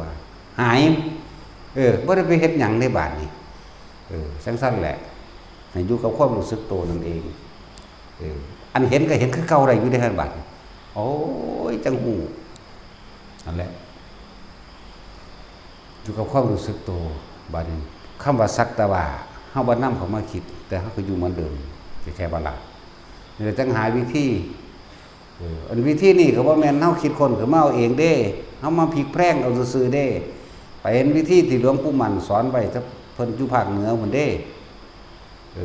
เป็นวิธีที่เพิ่นสอนไว้สอนครูบาใช้วงศาจารย์สอน2องค์นั่นแหละทางพุ่นแหละเขาเจ้านับเอาเด้นับมือเด้พุทโธ1พุทโธ2ไปเรื่อยเด้หายใจเข้าพุทหายใจออกโธหายใจเข้าพุทโธหายใจออกพุทโธเป็นไรตะกี้แล้วก็หายใจเข้า พุทโธ3ครั้งพุทโธพุทโธพุทโธหายใจออกพุทโธพุทโธพุทโธเด้นับนิ้วมือเอาเด้บัดนี้จนกว่าตัวนี้สิเกิดขึ้นอยากว่าล่ะจนกว่าตัวนี้สิเกิดขึ้นเฮามันก็หัวดีลื่นคู่อยู่แล้วเนาะเหลือบลงเอาแมงลงเป็นหยังวะ หาบางคนเอายาหมองท่าเอา เปลี่ยนไปเลยก็มีเด้เขาจำความรู้สึกเข้าใจว่าล่ะแล้วก็มาคิดพ่อหลวงพ่อเยื่อนเพิ่นก็ให้กินน้ำเย็นเนาะก็จำเอาความรู้สึกเย็นแบบน้ำเย็นไหมอันเขาเอายาหมองท่าก็เลยว่าบ่ผิดดอกหลวงพ่อเยื่อนก็เฮ็ดอันน้ำเย็นกับประทานน้ำเย็นทางคนมันนั่นเป็นละท้องปุ้งขึ้นว่าซั่น มันแก่นน้ำมันคือบ่เป็นมันคือบ่เป็นมันบ่รู้จักคำว่าจับเอาความรู้สึกเข้าใจว่าล่ะนี่แล้วเปลืองน้ำหลวงพ่ออันนี้ ถ้าคนกินน้ำท้องป่องเบิด น้ำนี่วิเศษนะว่า โอ้ยหลวงพ่อทองคำดำเว้ยยังไงเพิ่นก็ว่าสิหลี เจอกรรมฐานน้ำเย็นของเราว่า สั่นแล้วเขาให้เพิ่นมาจับกินทีเดียวมันก็จับความรู้สึกได้แล้วล่ะก็จะเอาความรู้สึกไว้หั่นได้ทั้งนั้นบ่ผิดแล้วแต่วิธีถนัดไผถนัดมันเลิศหรือเอตทัคคะอยากว่าล่ะเลิศคนละทางอยากว่าล่ะวิธีของไผของมันแต่ว่าละอันเดียวกันเด้ล่ะสั้นแล้วนั่นแหละเพิ่นให้จับเอาความเย็นวางคนที่เขาฝึกเด้อผู้ใดเป็นยากหลายอย่ามองบางๆเลยว่าจะไปแตะหลายได้มันแสบตามันลามมาหาตาเด้เอานิดน้อยพี่ขีดสูงกว่าตาขึ้นมาจังว่าบ่ต้องเอาเครื่องคิ้วมันสิแสบตาแต่ว่าอันผู้เว้าให้ฟังกันล่ะหูยสิว่าหนูสิเป็นสันเบิดแล้วขอบตาดู มึงท่าหลายโพดพุ่นดอกเอานิดหน่อยพี่เอาแมงกลางหน้าผากพุ่นดอกเลยคิ้วขึ้นไปว่าผู้ไปเห็นน้ำลายเด้อเป็นอีหลีได้บัดนี้นั่นแหละเขาจำเอาความรู้สึกก้มลงรู้สึกก็เป็นว่าซั่นก็นั่นแหละจำเอาความรู้สึกนั้นอยู่ในความรู้สึกเดียวนั่นบอกเทคนิคอีกเทคนิคนึงบัดนี้เห็นบัดนี้เอาอย่ามองท่า เดี๋ยวมันจะไปท่าตาเด้ จำเอาบัดนี่อันก็ไปทดลองเฮ็ดเอาตัวผู้เป็นยาก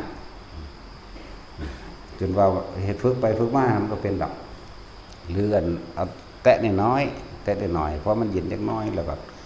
ก้มลงเหลือบตาเบิ่งปลายจมูกเจ้าของหายใจเข้าหายใจออกมันเย็นอยู่แล้วเดี๋ยวมันก็ขึ้นมาต่อกันเองดอกเข้าใจบ่ล่ะมันเป็นสันอีหลีพวกเขาเฮ็ดมาเฮาบ่ได้ทดลองเอาจะมองท่าจังเทื่อดอกของเขาผิดตะโดนแล้วเนาะเฮานึกซื่อๆมันก็เป็นเด้นึกเข้าสู่หน้าผากมันก็เป็นโดดเด้นึกขึ้นบนหัวก็เป็นหัวโดดเด้นึกลงท้องก็เป็นท้องเลยนี่เย็นแบบก็ทานน้ำเย็นมันก็เป็นโดดเด้นึกนี่เป็นความรู้สึกเด้บ่แม่นความคิดรู้จักบ่วืบเข้ามาจังซี่นี่เอาเว้าเดี๋ยวนี้เฮ็ดไปนำเด้บ่แม่นเว้าซื่อๆเด้เดี๋ยวนี้เฮ็ดไปนำเด้นี่เป็นความรู้สึกนั้นไปนำอันนั้น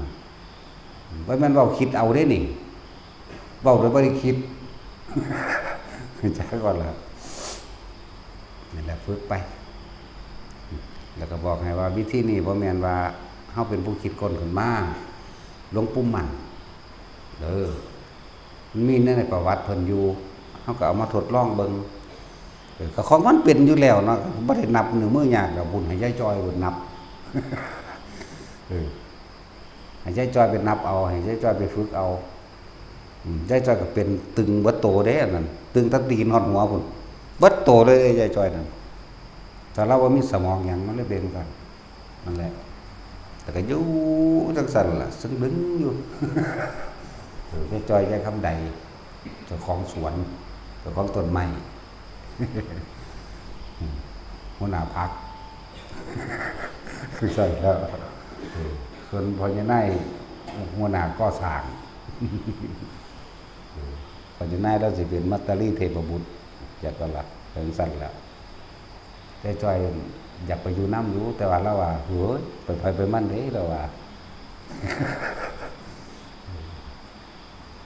ถามว่าได้จอยพอจะได้ดมจน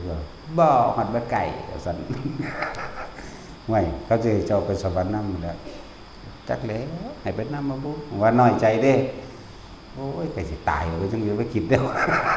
ให้ไปนำบ่บูว่าซั่นล่ะถามพญานายจะเอาไปนำบ่เอาไปนั่งข้างกันไว้เด้ไปไผไปมันเด้ว่าซั่น นั่นเห็นแล้วล่ะว่าซั่นยังน้อยใจอยู่เด้นั่นน่ะฮอดบ่ให้เฮาไปนำว่าซั่นโอ้คนบ่มีสมองเกินซั่นล่ะว่าฝึกเอาแต่ละคนนั่นนี่เทคนิคอันนึง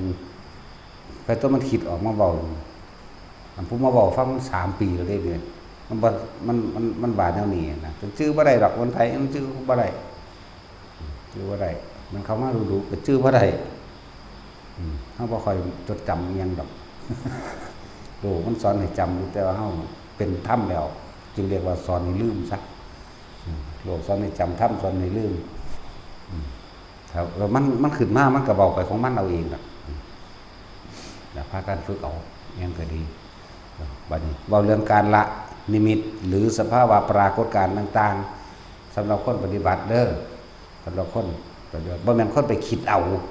บางคนคิดแล้วอย่างนั้นถ้ามันเป็นแบบเหตุจังใดนั่นเป็นเหตุแบบพวกคิดเอาเบิดพวกนี้จักว่าล่ะนั่นแหละเฮาบ่ค่อยตอบดอกโอ้ยมันเป็นซะก่อนแน่โลดหรือคือเขาถามเฮาโอ้ยคนติดฌานคนทรงฌานบ่ถึงนิพพานดอกเห็นบ่อาราลดาบทอุตกะดาบทเอามึงติดซะก่อนเถอะนะดีกว่าติดยาเสพติดนั่นล่ะเนาะพวกติดสมาธิติดซะก่อนสมาธิมันบ่ทันได้เป็นสำตัวมันมาเว้าเรื่องติดสมาธินั่นเนาะเป็นยังว่าให้อาศัยปัญญาของพระพุทธเจ้าอาศัยคำแนะนำอาศัยแนวทางเพิ่นแนะนำว่าอนิจจังทุกขังอนัตตาก็นำเข้ามาพิจารณาเอาเองตัวแม้แต่ความสงบก็ยังบ่เที่ยงมั้ยเนาะว่าอยากรู้จักความสงบแท้จริงบ่สงบปราศจากความคิดนึกในความอยากได้อยากดีอยากมีอยากเป็นสงบจากอุปกิเลสเด้แต่ว่ามันทั้งเห็นอยู่วัตถุอันทุกอย่างน่ะที่เฮาเคยอยากได้อยู่ตะเกาก่อนนี่สงบคือแค่คือการเห็นตามความเป็นจริงสงบจริงๆคือเห็นตามความจริงว่าสิ่งทั้งหลายทั้งปวงมีความเกิดขึ้นเป็นธรรมดาและมีความแตกดับเป็นธรรมดาคำว่าอันเราไม่ควรยึดมั่นถือมั่นน่ะนะมันบ่ได้มีคำเว้าดอกมันลงไปเบิดเลยจากบ่ได้นี่ละก็เลยแต่เป็นคำเว้าซื่อถ้าว่าเว้ามันจะเอาหยังมาสื่อสารกันให้เข้าใจเนาะคำสมมุติแล้วแต่เห็นตามความเป็นจริงแล้วมันก็ซื่อๆได้ล่ะแน่แล้วอาศัยปัญญาบางนี้เพิ่นแนะให้อาศัยปัญญาพระพุทธเจ้าระหว่างทางหรือการเดินทางเฮานั่นเฮ็ดไปซะก่อนเมื่อฮู้มาเห็นประสบการณ์มันเกิดมีเห็นนั่นเห็นนี่มากขึ้นจนว่ามันบ่นำเข้ามาคิดเลยมันก็ละทั้งตัวจักว่าล่ะ พวกหูดับมั่งพวกมิ่งมั่งอันมิ่งนี่ส่วนมากก็เป็นแค่ประสาทหูดอกเด้อประสาทกายอันนี้เด้อบ่แม่นอันยิ่งอยู่นี่เฮาก็เป็นยิ่งอยู่เดี๋ยวนี้ก็เป็นเดี๋ยวนี้นี่ยิ่งทางเดียวยิ่งอัดทางยิ่งคักมิ่งอยู่จังซี่ล่ะอันอัดไว้ดัง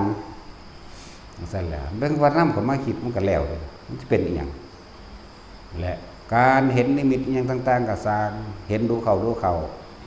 จะไปใส่ใจว่ามันเป็นของจริงมันบ่จริงจักอย่างบ่มีหยังจริงเลยแม้แต่เฮาเห็นกันเดี๋ยวนี้ก็บ่จริงขนาดนั้นเด้คำว่าบ่จริงนั่นน่ะมันบ่โดนก็ตายเบิดล่ะเนาะก็เท่านั้นมันก็สิเขายึดเอาถือเอาสิมาพบพ้อกันอีกเฮ็ดหยังแม่นบ่ล่ะนั่นตัวการละจริงๆคือไม่นำสิ่งที่เห็นเข้ามาคิดถ้าคิดมันสิมีอารมณ์เกิดโลดดอกพอใจกับไม่พอใจแม่นบ่ล่ะนั่นแหละเรื่องสักแต่ว่าหรือเฮาใส่คำว่าเห็นซื่อๆได้บ่แค่เห็นแค่ได้ยิน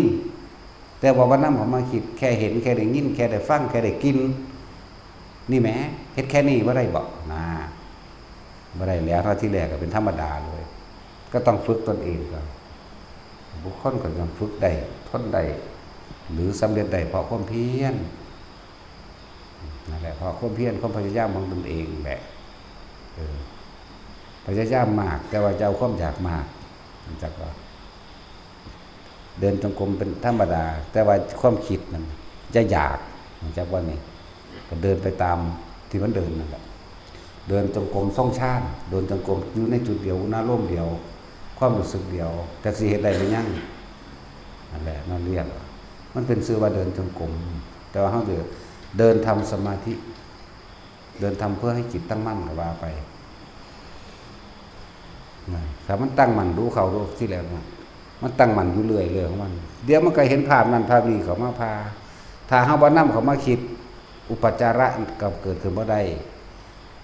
ที่จริงมันเห็นอยู่มันมีอยู่มันเป็นอยู่แต่ว่าเฮาบ่นำเขามาคิดจิตก็เลยตั้งมั่นเป็นอัปปนาสมาธิจักว่าจิตตั้งมั่นอันหาประมาณไม่ได้เรียกว่าอัปปะนี่หาประมาณบ่ได้ตั้งมั่นบ่วันไหวก็ว่าเรียกว่าอัปปะพอมันทำความเห็นตามความเป็นจริงได้แล้วมันก็เกิดดับเดี๋ยวอันนี้เกิดอันนี้ก็ดับนี่เป็นคำเว้าซื่อๆอันความจริงมันเห็นแต่มันก็เปลี่ยนไปภาพนั้นภาพนี้เรื่องนั้นเรื่องนี้เว้านั้นเว้านี้มีเสียงนั้นมีกลิ่นนี่เด้ความจริงที่เฮาเห็นอยู่นั่นเฮาเป็นอยู่นั่นจักบ่ล่ะ แต่เฮาบ่นำเขามาคิดจักอย่างจักว่าล่ะนี่พอปัญญามันคำว่าเฮาเห็นตามความเป็นจริงแล้วมันก็แค่เกิดดับเสียงก็เหมือนกันภาพก็เหมือนกันและเรื่องราวต่างๆทั้งหมดเหมือนกันหมดเป็นอนิจจังอนัตตาทั้งหมดมันเป็นของมันทั้งสั้นนะมันลงหม่องที่มันเป็นมันทั้งสั้นมันแค่นั้นแหละมันเกิดดับนี่เป็นคำเว้าบอกคือซื่อได้นี่แต่ตอนเฮาเป็นอยู่นั่นน่ะมันก็เกิดขึ้นเบิดนั่นแหละ ตอนที่เฮาเป็นมันก็เกิดขึ้นเบิดทุกอันทุกอย่างแต่ว่าเฮาบ่นำเขามาคิดจักอย่างนี่นะมันจบแล้วเด้จักบ่ล่ะพอโดยด้านปัญญานี่เอิ้นว่าสรุปความเห็นได้แล้วเข้าใจบ่นี่เห็นแล้วสรุปว่าบ่มีหยังกี่ลังอย่างยืนนั่นแหละคือสรุปนั่นแหละคือลงใจนั่นแหละคือแจบใจนั่นแหละคือยอมรับนั่นแหละคือบ่ถือเอาจักบ่นี่ยอมรับตามความเป็นจริงคือเฮาเกิดมาตายนี่ความตายจึงเห็นหยังเฮาบ่ได้เข้าใจบ่ล่ะความกลัวก็เห็นหยังเฮาบ่ได้บ่มีการกลัวบ่มีการกล้าพร้อมกล้าก็บ่กล้ากลัวก็ไม่กลัวเด้สิว่าจังได๋ซั่นเนาะนั่นแหละสื่อสารให้เข้าใจสื่อกล้าก็ไม่กล้ากลัวก็ไม่กลัวเพราะไม่ได้นำเข้ามาคิดแล้วเพราะมันยอมรับในความเห็นตามความเป็นจริงสิ่งใดสิ่งหนึ่งเกิดธรรมดาสิ่งดับเป็นธรรมดาคือเฮาเองเกิดแล้วก็ตายนั่นแล้วนี่จะเตรียมตัวสิเข้าลมหายใจเพิ่นเด้ เท่านั้นเด้บ่ได้มีหยังเด้เอาละวิธีละก็คืออย่าออกจากความรู้สึกในกายและคิดออกไปหามันเห็นหยังก็สร้างสิลอยลงมาก็สร้างพระพุทธเจ้ามาก็สร้างเห็นซื่อๆโลดเข้าใจบ่ล่ะระดับนั่นแหละโอ้ยผ่านปุ๊บเรียกว่าหน้าที่หนึ่งมันเท่าไรล้านศาสตร์3 4 5ล้านศาสตร์ที่มันเป็นมานี่ปุ๊บแต่ว่ามันก็แปลกอยู่มันแค่จำได้อยู่นั่นแล้วเว้ายังได้ก็คือเก่านี่แหละจำได้อยู่พระเจ้ามาเทศน์เรื่องนี้เพิ่นก็บอกซื่อว่าจังซั่นสิเฮาก็บ่ได้สนใจว่ามันจริงเด้นั่นน่ะเฮาบ่เอานำมาเป็นของจริงหยังจักอย่างเลยมันตายตะโดนล่ะแหมเนาะพูดไล่ว่าพระพุทธเจ้าโมลีมิรัตนโมรีมก็ได้ตัวเนาะพระพุทธเจ้าบุญรสิกขีสัมมาสัมพุทธเจ้ามันน่ะแน่มันมีอยู่บ่ในตำรานี่จดไว้อยู่นี่มีอยู่บ่นี่บุญรสิกขีสัมมาสัมพุทธเจ้าพระโมรีมิรัตนโมรีมั่งสั่นหลายโพดไล่มาตะพุ่นละบัดสรุปรวมมันก็ฮู้เป็นตัวเลขขึ้นมาโลดเด้ว่าเท่านั้นเท่านี้สรุปรวมลงมาว่าเคยบวชนำเพิ่นบ่ครับมีโลดแต่เฮาเกิดพลาดหลายกว่านั้นเด้อันที่เว้าน้อยๆเพียงแค่ส่วนหนึ่ง3,500,4,392พระพุทธเจ้านี่ส่วนเดียวน้อยๆแค่นี้แต่สิว่าโอ้ยจักสิอ่านว่าจังได๋เว้ยมีแต่อ่านว่าเท่านั้นโกรธแล้วก็บวกเอา180โกรธบวก3,500,000พระองค์บวกจังซี่แหมเนาะเครื่องคิดเลขรองรับบ่ได้ก็แล้วกันเนาะจังซี่มันจะสั่นแล้วมึงสิอ่านได้บ่เอา โลกนี้วัดโดยรอบแล้ว42แสนโยชน์เนาะมันก็16คูณ42แสนตีโยชน์นึงมี16กิโลเนาะแล้วมึงเอาเลข5ตั้งแล้วเอาเลข0ใส่จนว่าสุดจักกิโลซั่นกูก็อ่านบ่ออกเลยอันมันสิเป็นจักกิโลเนาะ42แสนโยชน์เนาะมาแล้วกูก็ออกคนดอก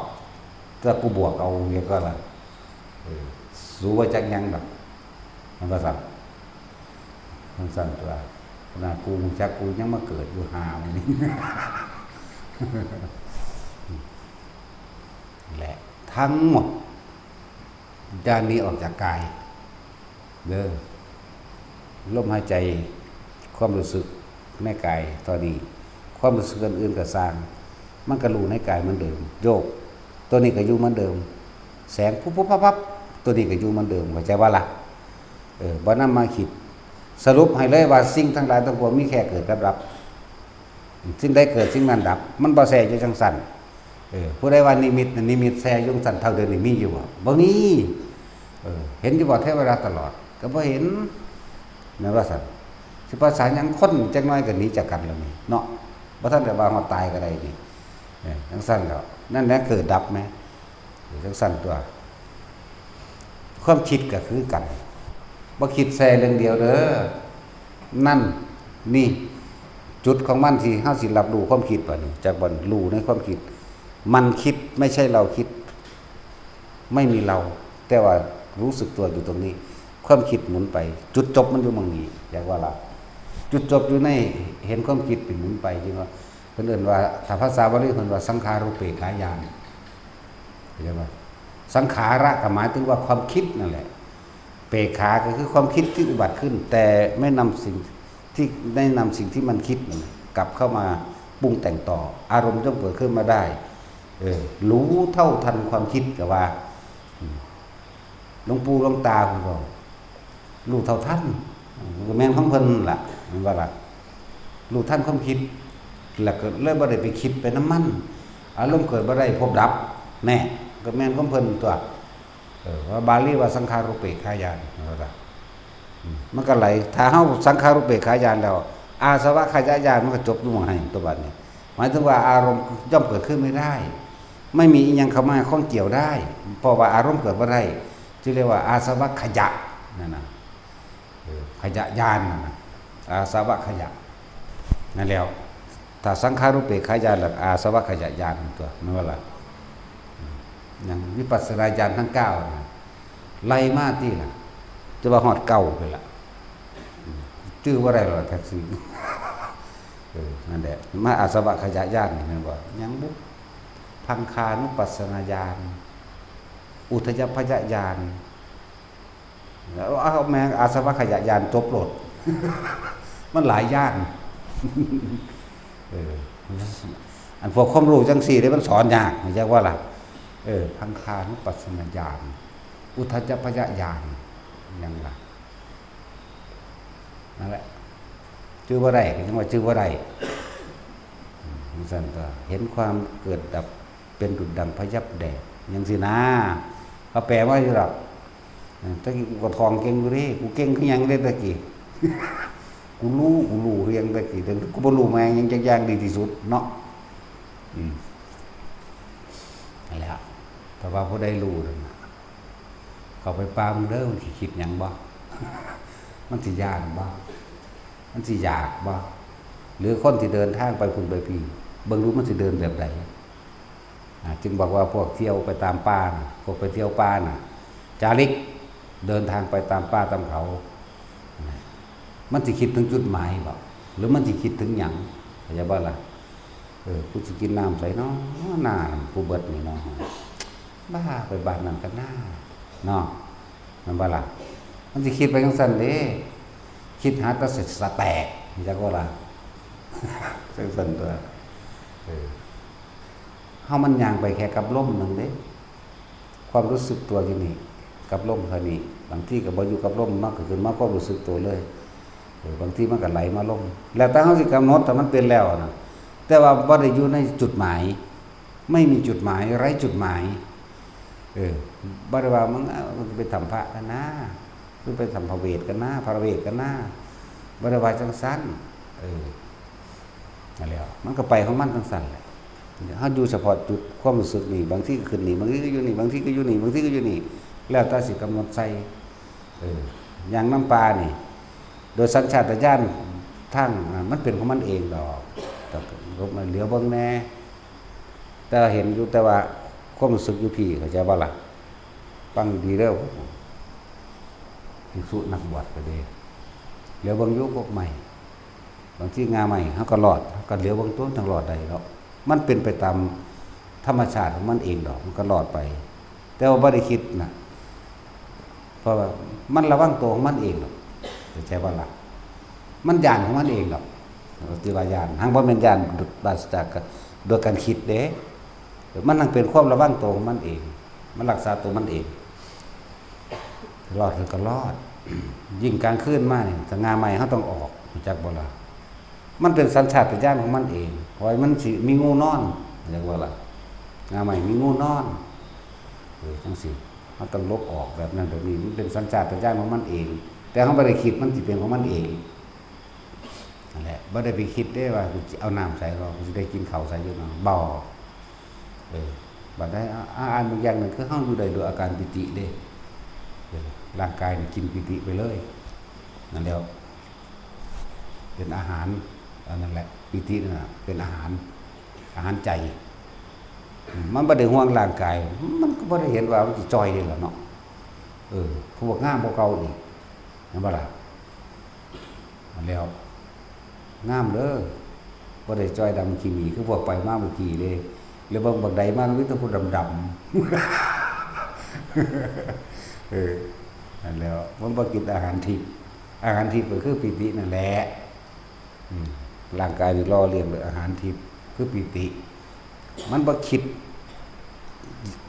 ห่วงว่ากูสิได้กินข้าวใสกูได้กินน้ำใสกูสินอนใสกูสิไปฮอดนั่นจักโมงมันบ่ได้คิดเด้มันอยู่แสของมันจังซี่เลยมันก็ลื่นเริงบันเทิงผ่องใสของมันตลอดนี่ล่ะทั้งสั้นแล้วบ่อึดกินดอกเข้าไปจังซั่นจักแม่นไผเอามาให้กินเฮาบ่ได้อยากเด้ก็เอาไว้อยู่ไว้ว่าน้ำขวดนึงอ่ะแม่ขวดนี่นะที่เขาเอามาเฮ็ดอาทิตย์นึงได้จังเบิดนึงสัญชาตญาณโดยข้อแห่งของมันจังจิบเข้าไปจักหน่อยนึงเด้บ่ได้คิดว่าสิอยากโอ้มันขนาดนั้นพุ่นเด้อที่เฮาไปนั่นน่ะเพราะนั้น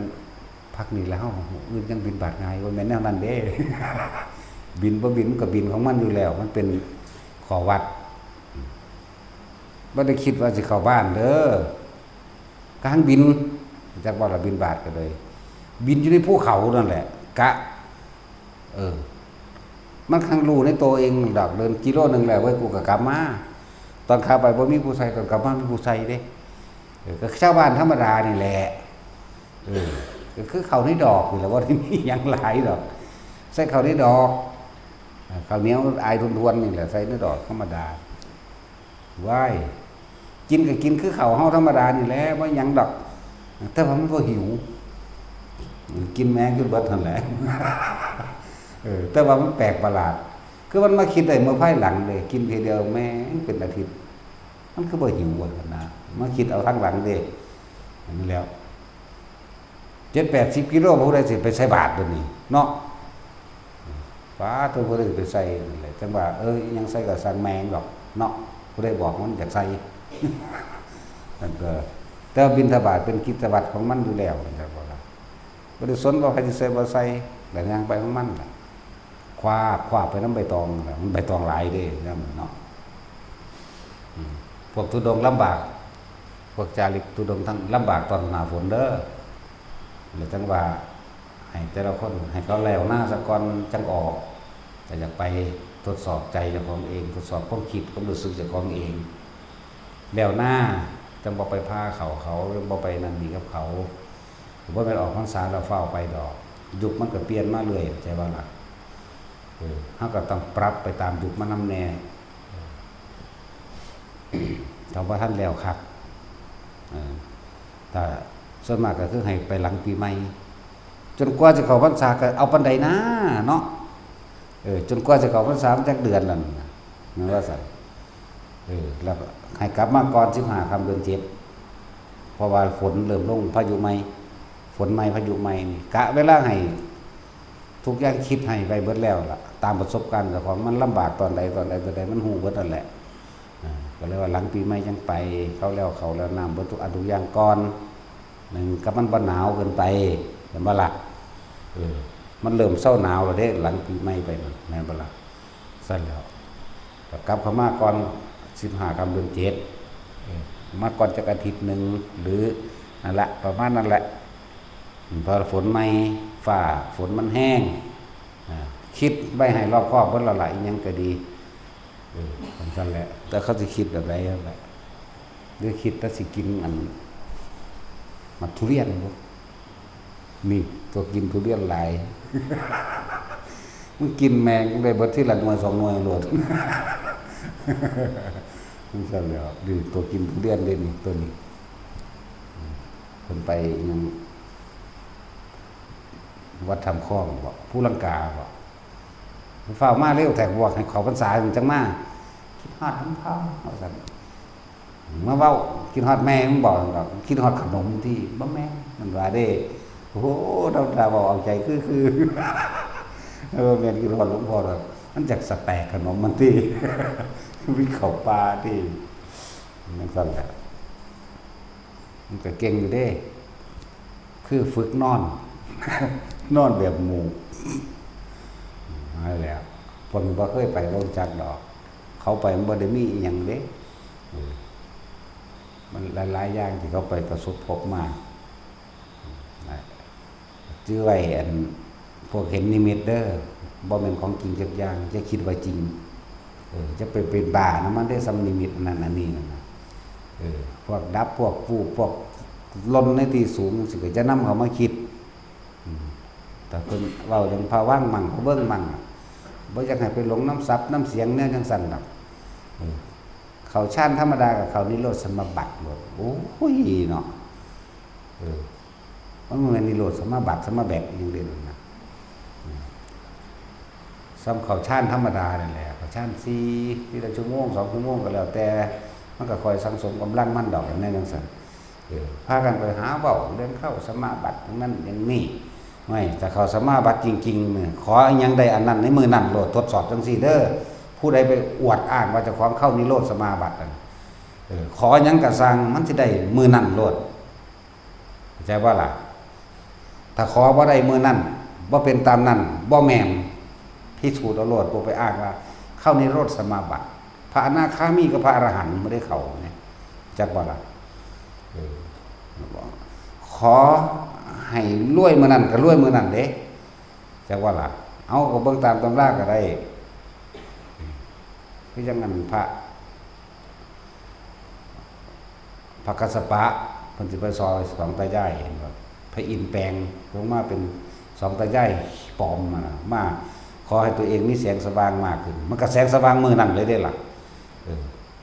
พอแต่ว่าเพิ่นมาเพิ่นจังหูเมื่อขี้มันโอ้โหพี่ตัวกูอีกแล้วพระอินทร์นี่เห็นบ่พระอินทร์องค์นี้แหละองค์เก่านี่แหละขี้โกงคือหยังนี่เด้นี่เมีย3ล่ามกพระอินทร์องค์นี้พวกเราว่าเมียหลายมันบาปพระอินทร์องค์นี้มีเมีย3เด้อทั้งสั่นเด้อ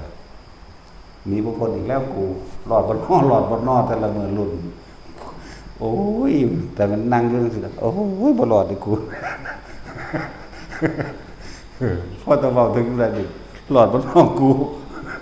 เมีย3กันโอ้ยกลัวแล้วบ่กลุ้มใจเลย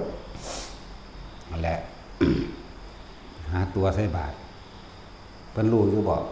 ตามธรรมดาพระอรหันต์ต้องกำหนดบ่เหมือนพระพุทธเจ้าเข้าใจบ่พระพุทธเจ้าเป็นปกติบ่ได้กำหนดก็รู้เข้าใจบ่ล่ะ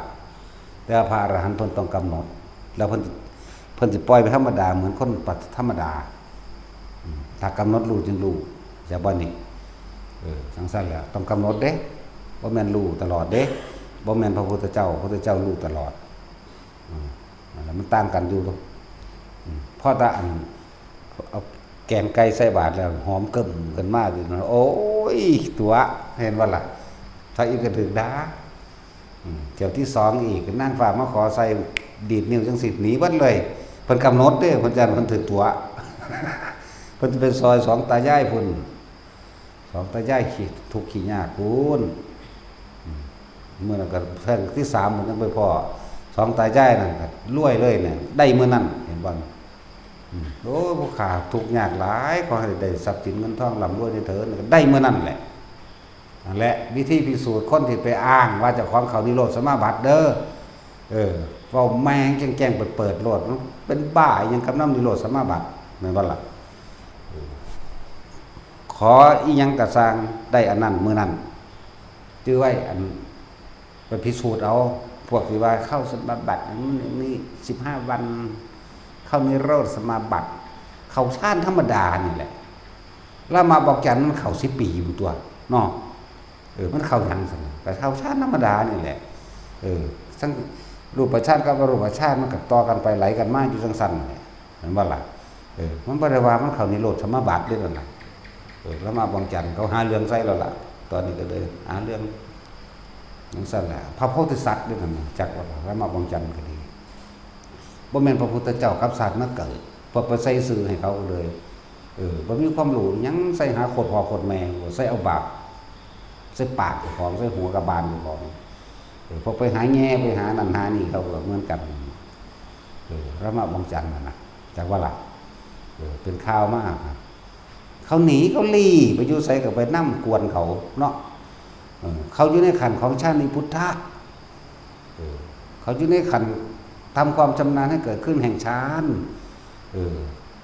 เขาจะเห็ดมันรวดเร็วขนาดใดได้หอด42 แสนกว่าสมาบัติก็เป็นอันสำเร็จเป็นชาติพุทธะได้เป็นเหลือแต่ยังอื่นหนึ่งตัวบัดเนาะขนาดนั้นแหละบาปเบิดมันบอกไปหาเหตุให้เขาแล้วนะเขาเป็นพระโพธิสัตว์เขาบ่แม่นพระพุทธเจ้ากับสัตว์มาเกิดบ่แม่นพระพุทธเจ้าน้อยคนได้ไปใส่ซื่อให้จักว่าล่ะพวกสารเลวทั้งนั้นแหละโอ้ยว่ามันสูงมันปาดแขวแมงออกมันพวกนี้เอาค้อนที่ตะปูนะเนาะเอาท่านไปเปย์นี่ทุบแขวอันนั้นนะทุบพวกไปหาเหตุทั้งสันบอกทั้งสันนั่นแหละครับนั่งเล่นๆธรรมดาที่ละปีก็กลัวเบิ่งนั่นน่ะเขาเข้าฌานไปนั่นน่ะมาสูงสุดได้6 ปีนะแต่เขากับพานด้วยดอกพานแล้วสานิพุทธะเป็นผู้มีความคล่องเป็นผู้มีความรู้ในฌานจะว่าได้ว่าท่านได้รับทำนายได้นั่นแต่ว่ารู้ว่าเขาเป็นพระโพธิสัตว์หาเรื่องเอานั่นนี่นะเขาไปติดคุกหารู้ไม่ว่าเหมือนกันแหละว่านั่นแหละเป็นเครื่องยกจิตของเขาให้ผ่านขั้นตอนจากวันยิ่งถูกการแก้มากเท่าไหร่บารมียิ่งแข็งแกร่งแต่ว่าพวกไปกันแข่งช่วยขนาดอย่างต่ำๆเจ้า700 พระพุทธเจ้าเด้อจะได้ขึ้นจากนรกจากบ่ล่ะสมน้ำหนามคนที่สร้างประโยชน์ต่อโลกทั้ง3แต่ดีขึ้นกันมันมีดีอย่างหนึ่งมีเสียอย่างหนึ่งด้วยกันเด้นั่นแหละฟังเอาดีๆเด้อพวกอ้างว่าจะของเข้านิโรธสมาบัติ7 วัน15 วันมันไปขอเมื่อนั้นเลยเขาจะออกเมื่อใดสมมติว่าเขาเขียนกำหนดไว้จะออกวันที่เท่านี้ขอเอาเลยขอได้มันหลายองค์อยู่นี่ล่ะแม่นบ่ซั่นเฮาเบิ่งในตำราแล้วคือพระกัสสปะออกจากสมาบัติ7 มื้อสิไปโปรดเอา2 ตายายพระอินทร์มาก็ลัดเอาก่อนพระอินทร์สิตัวแต่ที่2มาพวกนางฟ้ามาขอจะได้แบบพระอินทร์เพิ่นกำหนดที่ไปสินั่นดีดนิ้วหนีเลยแต่กระเจิงไปเบิดมันสั่นแล้ว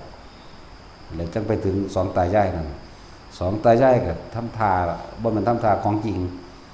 เพิ่นบ่ได้มีอาหารหลายได้มันมีแต่ข้าวในมื้อนั้นเป็นข้าวที่บ่พอสิอิ่มทำดอกพระบาทพระพุทธเจ้า